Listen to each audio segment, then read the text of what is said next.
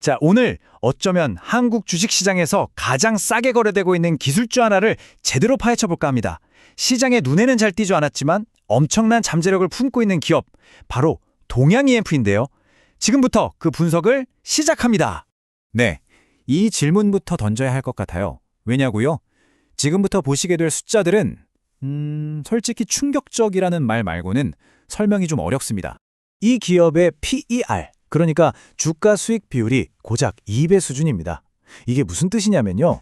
회사가 딱 2년만 지금처럼 장사하면 현재 회사 가치, 즉 시가총액만큼을 전부 벌어들인다는 얘기예요. 이 업종 평균이 12배, 그러니까 12년이 걸리는 걸 생각하면 이게 얼마나 말도 안 되게 싼 건지 감이 오시죠? 여기서 더 놀라운 사실이 있습니다. PBR이 0.35배.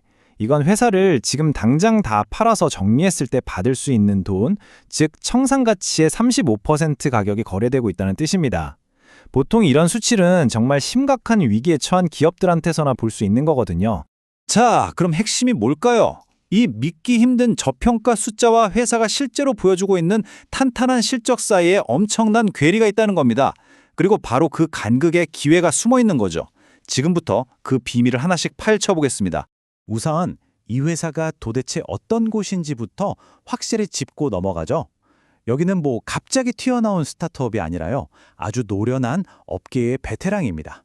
무려 40년 가까이 동양 EMP는 우리가 매일 쓰는 스마트폰 충전기부터 TV까지 정말 보이지 않는 곳에서 안정적으로 전력을 공급해온 숨은 강자입니다. 1987년부터 삼성전자의 핵심 파트너였으니 뭐 품질이나 신뢰성은 말 다 한 거죠. 이렇게 안정적인 기존 사업을 가지고 있는데 그럼 주가를 끌어올릴 미래 성장 동력은 과연 뭘까요? 자, 바로 여기서부터 이야기가 정말 흥미로워집니다. 이 회사가 지금 거대한 전환의 한가운데에 서 있거든요. 이 회사는 지난 40년간 쌓아온 이 전력기술 노하우를 가지고요. 안정적인 현금 창출원이었던 기존 사업에서 판을 옮기고 있습니다. 어디로냐고요? 바로 폭발적으로 성장하는 전기차 충전기, 그리고 태양광 같은 친환경 에너지 분야로 승부수를 던진 겁니다. 이건 뭐 기회의 크기 자체가 다릅니다. 기존 시장이 연 4.7% 정도로 완만하게 성장했다면 새롭게 뛰어든 전기차 충전 시장은 연평균 27%라는 그야말로 폭발적인 성장이 기대되는 곳이거든요. 이건 뭐 완전히 다른 게임에 참여한 거라고 봐야죠. 그리고 이 성장에 기름을 붓는 게 바로 정부 정책입니다. 2026년 전기차 보조금으로 책정된 예산만 무려 9,360억 원. 이 돈이 시장에 풀리면 전기차 충전 인프라는 당연히 더 늘어날 수밖에 없겠죠. 동양 EMP에게는 정말 강력한 순풍이 불어주고 있는 셈입니다. 성장 스토리는 참 좋은데 이런 질문이 나올 수 있죠? 과연 회사가 그 성장을 감당할 체력이 될까? 그 답은요, 이 회사에 믿을 수 없을 만큼 강력한 재무 상태에 있습니다. 이게 이 회사의 안정성을 보여주는 가장 확실한 증거입니다. 회사 전체 가치, 즉 시가총액의 73%가 그냥 현금이에요. 망하고 싶어도 망하기 힘든 어마어마한 안전마진을 가지고 있는 겁니다. 그렇다고 돈만 쌓아두는 게으른 부자도 아닙니다. 돈 버는 능력, 즉 수익성 자체가 체질적으로 개선되고 있어요. 불과 4년 만에 영업이익률이 2.8%에서 10% 이상으로 3배 넘게 뜬 걸 보면 알 수 있죠. 그리고 이건 또 어떻고요? 회사의 부채 비율은 놀랍도록 낮은 21.8%. 이건 사실상 빚 없이 회사를 운영하고 있다는 뜻입니다. 다른 경쟁사들과 한번 비교해 볼까요? 격차는 더 확실해집니다. 수익성, 저평가 수준, 재무 안정성까지 뭐 어느 하나 빠지는 것 없이 모든 면에서 압도적인 모습을 보여주고 있습니다. 말 그대로 군계 일학이라는 표현이 딱 맞죠. 자, 그렇다면 만약에 투자의 대가 워렌 버핏이나 피터 린치가 이 주식을 본다면 어떤 평가를 내릴까요?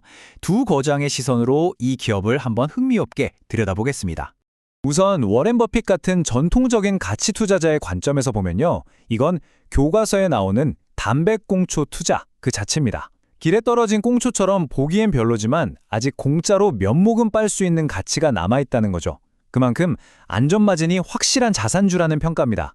하지만 피터 린치처럼 합리적인 가격의 성장주를 찾는 관점에서 보면 이건 잠재적인 홈런의 모든 특징을 다 갖췄습니다. 이름도 지루하고 사업도 지루해서 아무도 거들떠보지 않는데 알고 보니 강력한 새 성장 엔진을 딱 장착한 거죠. 린치가 정말 사랑했던 스타일의 주식입니다. 그래서 저희 분석의 최종 결론은 매수, 별 4개입니다. 왜냐하면 주가가 떨어질 가능성, 즉 하방 위험은 매우 제한적인 데 비해서 우리가 살펴본 이 성장 스토리가 현실이 될 경우 상승 잠재력은 훨씬 크기 때문이죠. 바로 이런 걸 비대칭적 기회라고 부릅니다. 자, 그럼 이 기업에 대한 투자를 고려하는 분들을 위해 최종 정리를 해보겠습니다. 기회 요인과 리스크 요인을 명확히 짚어드릴게요. 앞으로의 성장 가능성을 아예 다 빼고 지금 당장 회사가 가진 자산 가치만으로 아주 보수적으로 계산했을 때 목표 주가는 36,000원이 나옵니다. 이것만 해도 현재 주가보다 43% 이상 오를 수 있다는 계산이 나오죠. 물론 리스크 없는 투자는 세상에 없습니다.